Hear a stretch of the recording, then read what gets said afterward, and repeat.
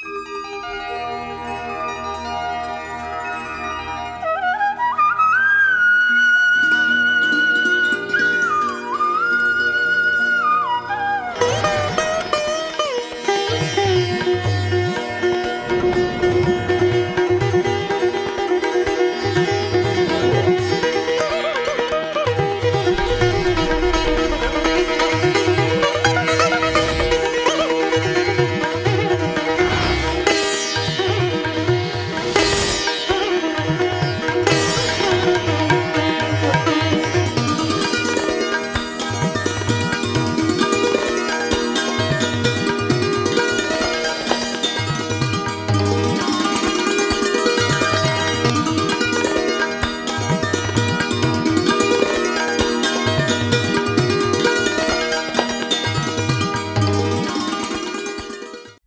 శాంతి.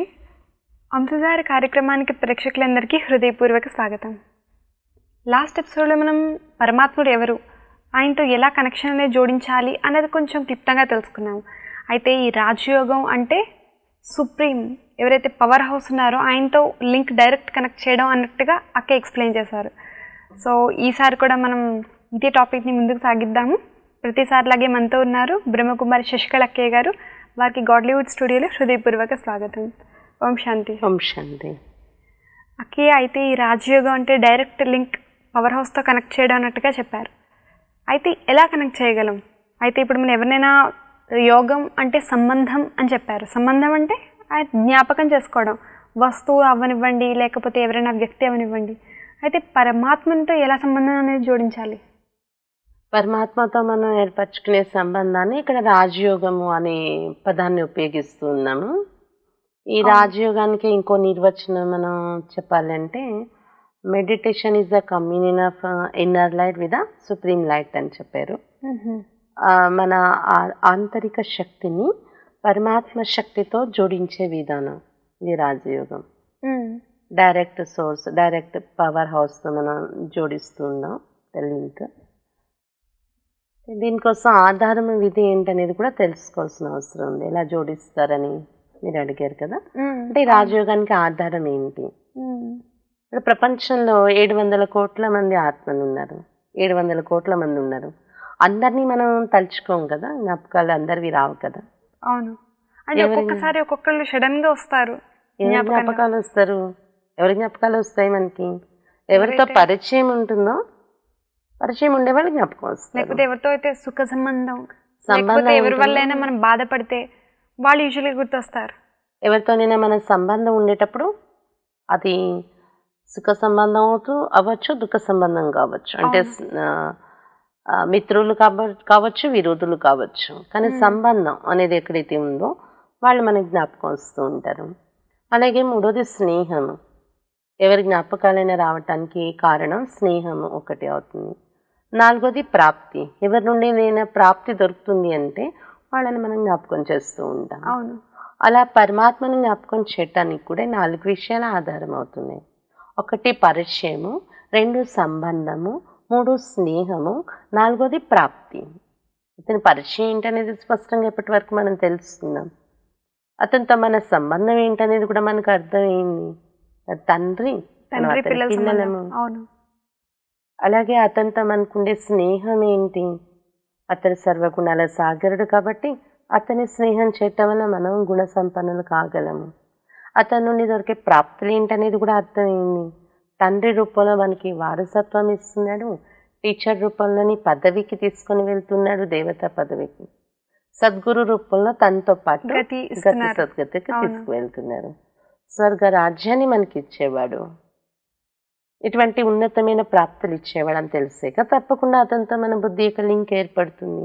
అవును, అందువల్ల ఇప్పుడు పరమాత్మతో మన సంబంధాన్ని మనం పెట్టుకోవటం, రాజయోగాన్ని అనుభవం చేయటం చాలా సహజం. ఇంతవరకు ఈ పరిచయము, సంబంధము, ఈ విషయాల అవగాహన లేకుండా అతన్ని జ్ఞాపకం చేయాలని ప్రయత్నించటం వలన మన మనసులో ఏకాగ్రత లేకపోయింది. పూజ కోసం కూర్చుంటున్నాము, మనస్సు ఎక్కడికెక్కడికి వెళ్ళిపోతుంది. అడ్రస్ లేకుండా ఉత్తరం రాస్తే ఆ ఉత్తరం చేరుతుందా?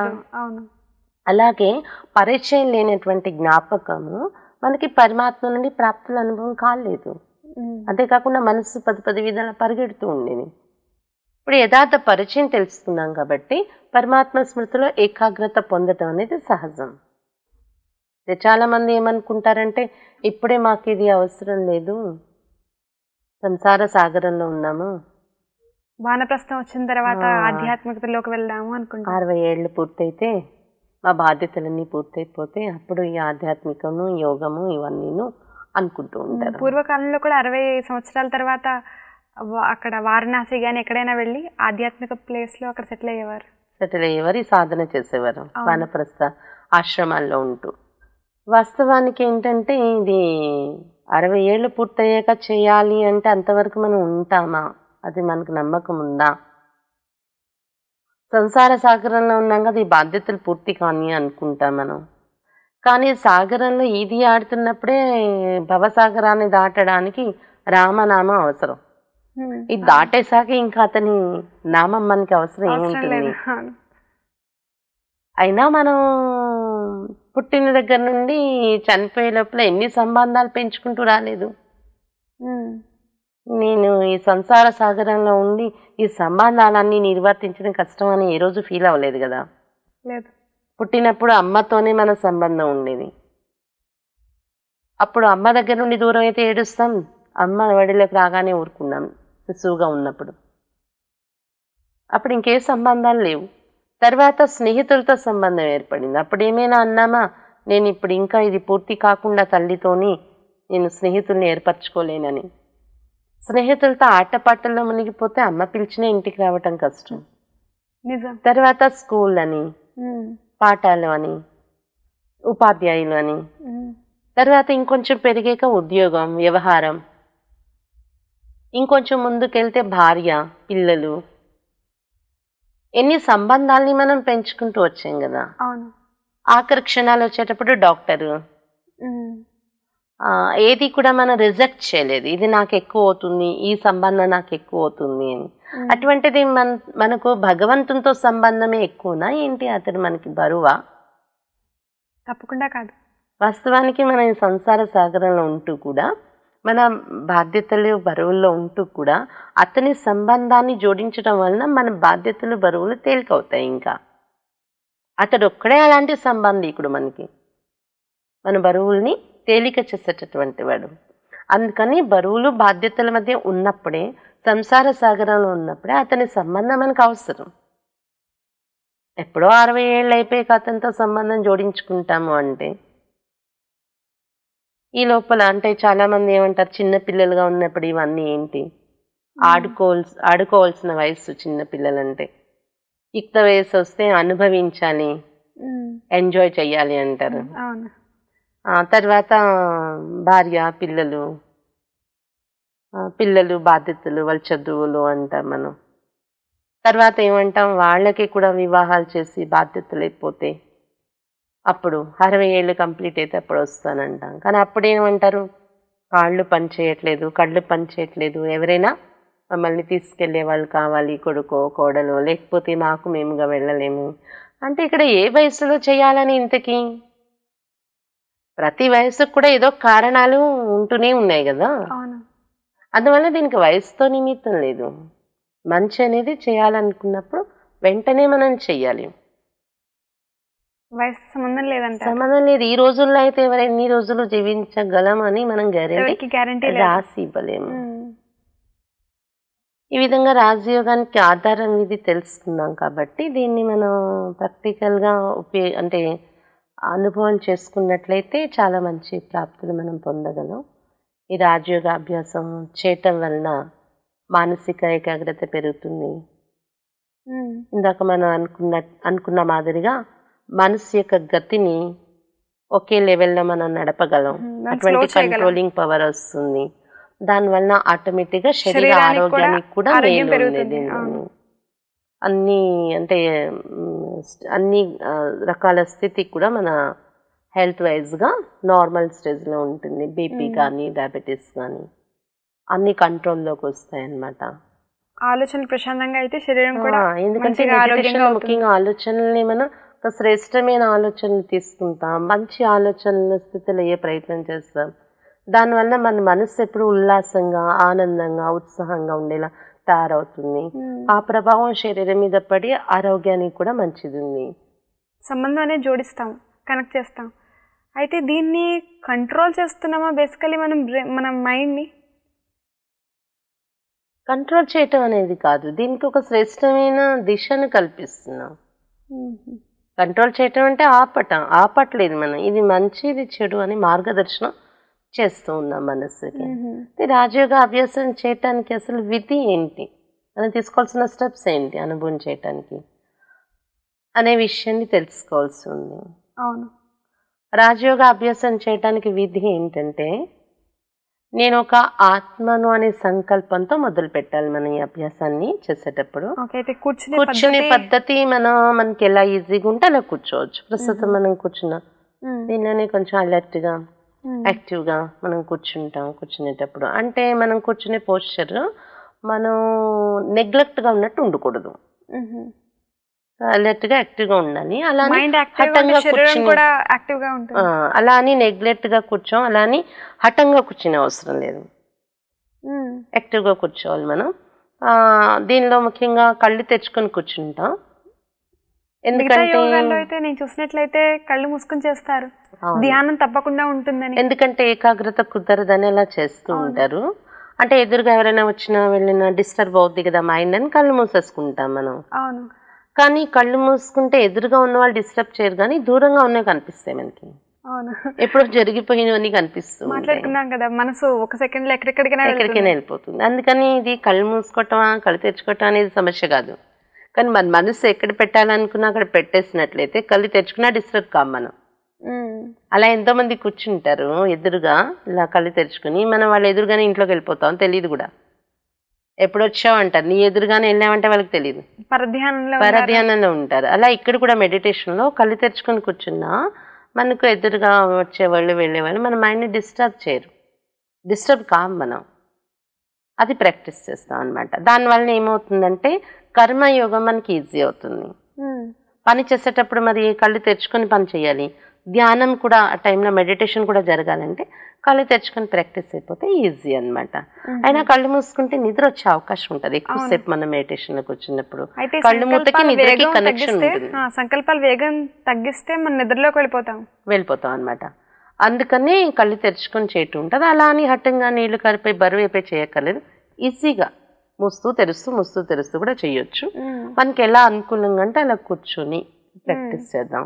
అయితే ఇది కళ్ళు తెరుచుకొని ప్రాక్టీస్ చేయటం ఉంటుంది. బ్రహ్మముహూర్త సమయంలో ఉదయం 4 నుండి 5 వరకు ప్రాక్టీస్ చేయడం. అయితే 4 to 5 మేము చాలా సార్లు విన్నాము, 3:30 to 5 బ్రహ్మముహూర్తం అని.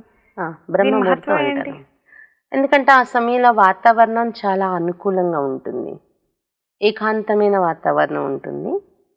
తర్వాత ఆ సమయంలోని పరమాత్మ బ్రహ్మ ద్వారా ఈ సృష్టికి పాలన ఇచ్చే సమయం నడుస్తుంది అనమాట. అయితే మనం ఏకాంతంగా కూర్చోవాలా, ఎవరు లేని ప్లేస్ అని కాదు, కానీ అందరూ నిద్రావస్థలో ఉంటారు. ఆ టైంలో ఎవరి మనసులోని దొంగతనాలు చేయాలి, దోపిడీలు చేయాలి, ఈ నెగటివ్ అంతా కూల్ అయిపోయి ఉంటుంది అనమాట వాతావరణంలో. ఏదైతే మనుషులు కర్మ ఆలోచన నడుస్తున్నది ప్రకృతిలో వైబ్రేట్ అవుతూ ఉంటుంది. కానీ మనం ఉదయం ఉన్న ఆ సమయంలో అటువంటి వైబ్రేషన్స్ ఉండవు ప్రకృతిలో. అందుకని ప్రకృతి మనకి అనుకూలంగా ఉంటుంది ఆ సమయంలో అనుభవం చేయడానికి. మామూలుగా కూడా సైంటిఫిక్గా టైంలో ఆక్సిజన్ లెవెల్స్ ఎక్కువగా ఉంటాయి, దానివల్ల మనకి ఏకాగ్రత కుదరడానికి అవకాశం ఉంటుంది అనమాట ఆ సమయంలో. అందుకే ఆ సమయంలో ప్రాక్టీస్ చేస్తాం. అయితే మనం కూర్చునే విధానం ఇలా ఉన్నప్పటికీ ఏదైనా ఒక పాయింట్ వైపు మనం చూస్తూ కళ్ళతో, కానీ మైండ్ మాత్రం పరంధామం వైపు పంపించి అక్కడ పరమాత్మతో కలవటానికి మనం కూర్చుంటాం. కానీ పరంధామం వైపు మన మైండ్ వెళ్ళాలి అంటే ముందు ఈ శరీరంలో నేను ఒక ఆత్మను అనే సంకల్పం మనం స్పష్టంగా అనుభవం చేయాలి. కావాలంటే ఈ శరీరంలో ఉండి పని చేయించగలను శరీరం ద్వారా. ఇప్పుడు విశ్రాంతి తీసుకోవటానికి నేను ఈ శరీరాన్ని వదిలి పరంధామం వైపు పయనించగలను అని అలాంటి ఆత్మ నేను అనేది స్పష్టంగా అనుభవం చేయాలి. మొదటి స్టెప్ ఇది. దీన్నే మనము సోల్ కాన్షియస్ స్టేజ్ అంటాం, ఆత్మ అభిమాని స్థితి. ఇప్పుడు ఎలాగైతే మనం కరెంట్ కనెక్షన్ ఇవ్వాలంటే 2 వైర్లు కలుపుతాం. అవును. ఆ 2 వైర్ల పైన ఉన్న రబ్బర్ తొడుగు కట్ చేసి దాని లోపల ఉన్న రాగి తీగల్ని మనం కలుపుతాం, కలుపుతాం. అప్పుడు కనెక్ట్ అవుతుంది, అది కరెంట్ పాస్ అవుతుంది.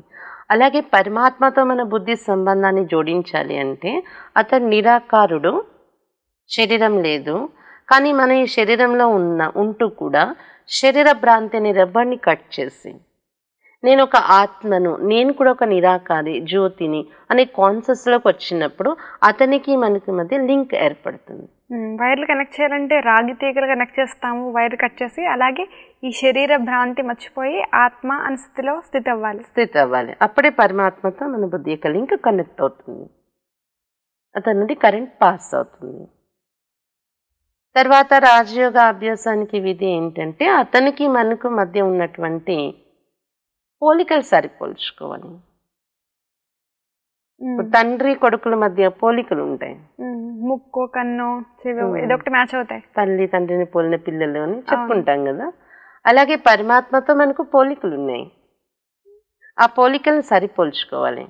అవి ఏంటంటే పరమాత్మ ఎలా అతి సూక్ష్మ జ్యోతిర్బిందు స్వరూపం, నేను కూడా అతి సూక్ష్మ జ్యోతిర్బిందు స్వరూపాన్ని. అతడు పరంధామ నివాసి, అతని సంతానం నేను కూడా పరంధామ నివాసిని. పరమాత్మ సర్వగుణాల సాగరుడు, అతని సంతానం నేను కూడా సర్వగుణాల యొక్క స్వరూపాన్ని. నా తండ్రి పరమాత్మ సర్వశక్తివంతుడు, అతని సంతానం నేను కూడా మాస్టర్ సర్వశక్తివంతుడిని అని ఇలా అనుకున్నప్పుడు లింక్ జోడింపబడుతుంది. అంతేకాని అతడు ఒక జ్యోతిర్బిందు స్వరూపుడు, నేను శరీరధారిని, అతడు పరంధాముడు, నేను కింద ఉన్నాను, అదే ముందు భ్రాంతి లాగా నేను పద్ధతుల్ని అలా అనుకుంటే పోలికలు సరిపోల్చుకుంటే మనకి లింక్ ఏర్పడుతుంది. ఇది రాజయోగ అభ్యాసం చేయడానికి విధి అన్నమాట. అంటే ఇంతవరకు మనం భక్తిలో చేసిన దానికి దీనికి తేడా ఉంది.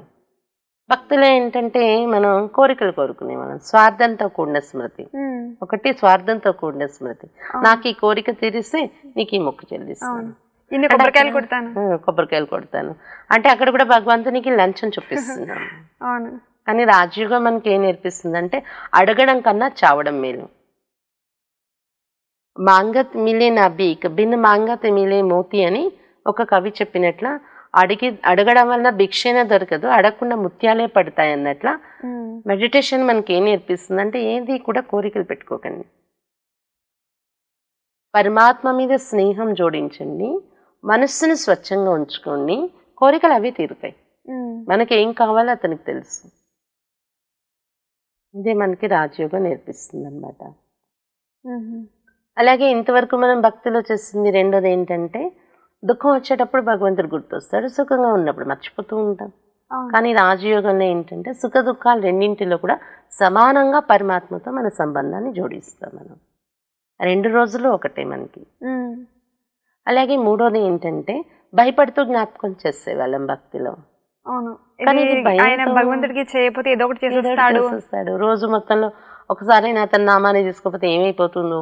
కానీ ఇది భయపడి చేసేది కాదు, అతను మన తండ్రి అని ప్రేమతో చేసేటటువంటి సాధనే ఈ రాజయోగం అన్నమాట.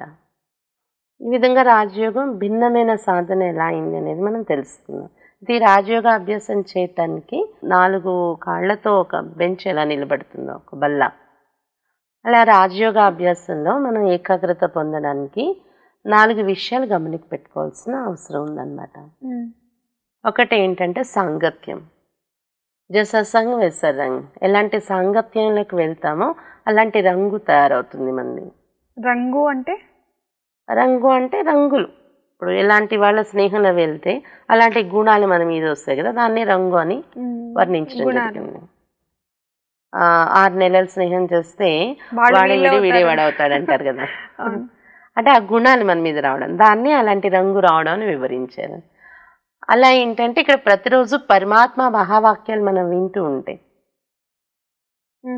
ఆ సాంగత్యం ద్వారా మన పైన అతని రంగు పడి అతని భావాలు మనకు అర్థం అవుతూ మనస్సు ఆటోమేటిక్గా మెడిటేషన్లో లింక్ అవుతూ ఉంటుంది అన్నమాట, ఏకాగ్రత కుదురుతుంది మనకి. అందుకని సత్సాంగత్యం మొదటిది. సత్యం, ట్రూత్, గాడ్ అన్నమాట, పరమాత్మ. అతనితో మన స్నేహం పెట్టుకోవటం, రోజు ఫ్రెండ్షిప్ చేయటం, అదే సత్సాంగత్యం. ప్రతిరోజు ఇక్కడ జరిగే క్లాసే సత్సాంగత్యం. సత్యం అయినటువంటి పరమాత్మ యొక్క మహావాక్యాలు వినిపిస్తాం ఇక్కడ. రెండోది ఏంటంటే దివ్య గుణాల ధారణ. మన రోజు మెడిటేషన్ చేస్తున్నాం అంటే మనలో చేంజ్ అనేది రావాలి. అవును. కోపం తగ్గింది, శాంతి పెరగాలి. చింత తగ్గింది, హర్షిత ముఖం వచ్చింది మనలోని, అంటే రిప్లేస్మెంట్ అన్నమాట ఉండాలి. Result orientation. ఆ దివ్య గుణాలు ఎంతెంత ధారణ అవుతూ ఉంటే అంతంత మెడిటేషన్ లెవెల్ మనకి ముందుకు వెళ్తూ ఉంటుంది అనమాట. ఏకాగ్రత ఇంకా పెరుగుతుంది. ఇక మూడోది ఆహారం, అన్నశుద్ధి. జైసన్ వైసం అని అన్నారు. ఎలాంటి ఆహారం తింటామో అలాంటి మనసు తయారవుతుంది. అందుకని ఆహార విషయంలో కూడా గమనిక పెట్టుకోవాల్సినవి ఏంటంటే సత్వప్రధాన ఆహారము ఒకటి, అంటే అది శాకాహారము అని వర్ణించారు, ఆకుకూరలు కూరగాయలు.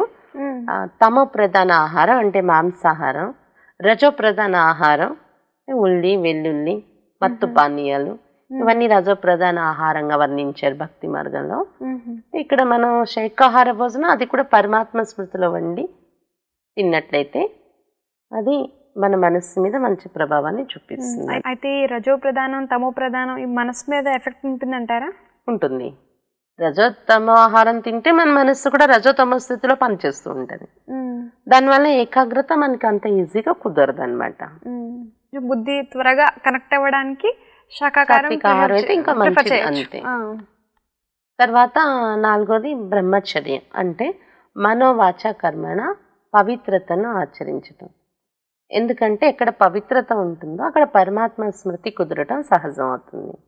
పులిపాలు బంగారు పాత్రలోనే నిలబడతాయి అన్నట్ల పవిత్ర సాగరుడైన పరమాత్మ స్మృతి మన బుద్ధిలో నిలబడాలంటే బుద్ధి అనే పాత్ర పవిత్రంగా ఉండాలి. అంటే ఇలాగైతే డాక్టర్ దగ్గరికి మనం వెళ్ళేటప్పుడు పత్యం చెప్తారు, మెడిసిన్ తో పాటు పత్యం కూడా చెప్తారు, తినకూడదు అని చెప్తారు. అలాగే ఈ రాజయోగ అభ్యాసం చేయటానికి కూడా, ఆత్మలో ఉన్న రోగాలు పోవటానికి కూడా మనకి మెడిటేషన్తో పాటు ఇది పత్యం అనమాట. ఎంతవరకు మనం చేయగలిగితే అంతవరకు చేయొచ్చు. చేస్తే రోగం మంచిగా తగ్గుతుంది ఇంకా తొందరగా. మనం చేసే వాళ్ళపైన ఆధారపడి ఉంటుంది. అంటే మెయిన్ ఏంటంటే రివల్యూషన్ మనం తెచ్చే పని లేదు ఇంట్లోని, విప్లవాత్మకంగా మనం దీన్ని ఆచరించాలని లేదు, సహజంగా ఆచరించాలి. మన మనసు కూడా ఒప్పుకోవాలి. అంతేకాని ఇది మీరు తినకూడదు ఇలా చేయకూడదు అని ఎవరిని కంట్రోల్లో పెట్టి నడిపేది కాదు. మన మనసు ఒప్పుకుంటే చేయొచ్చు, లేకపోతే లేదు.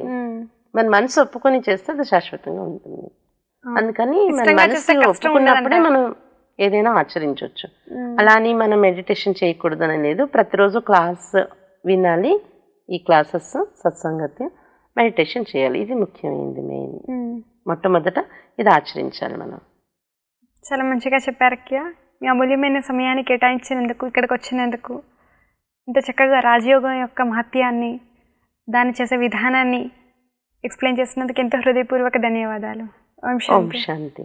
అయితే ఈరోజు మనం విన్నాం కదా రాజయోగం ఎలా చేయాలి, రాజయోగం యొక్క 4 స్తంభాలు, వాటిని శరీరానికి ఎటువంటి సంబంధం ఉంటుంది, యోగం చేసేటప్పుడు శరీరం ఎలా కూర్చోవాలి వాటితో సంబంధం లేదు, ఇది బాహ్యంగా కాదు, ఇది ఆత్మకు సంబంధించినది అన్నది అర్థం చేసుకున్నాము. ఇలాగే మరికొన్ని టాపిక్స్తో మేము ముందుంటాము. నెక్స్ట్ ఎపిసోడ్లో మళ్ళీ కలుద్దాం. అప్పటి వరకు సెలవు. ఓం శాంతి. నేటి కోసం మేటి సంకల్పం. సర్వప్రాప్తులకు సహజ ఉపాయం మానసిక ఏకాగ్రత.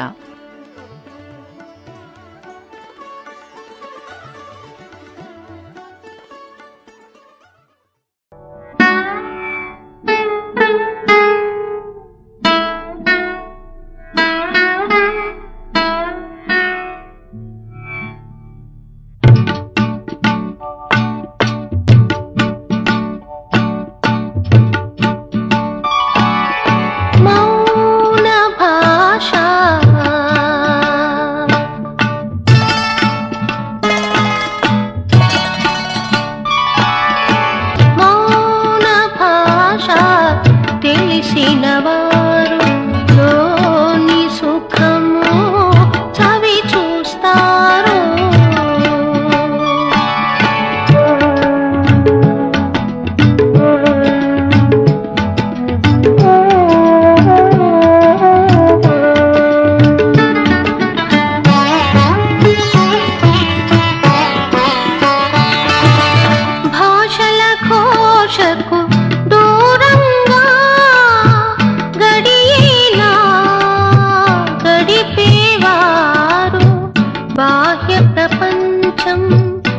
ఎరగని శాంతుల రమ్య రాగం వింటారు.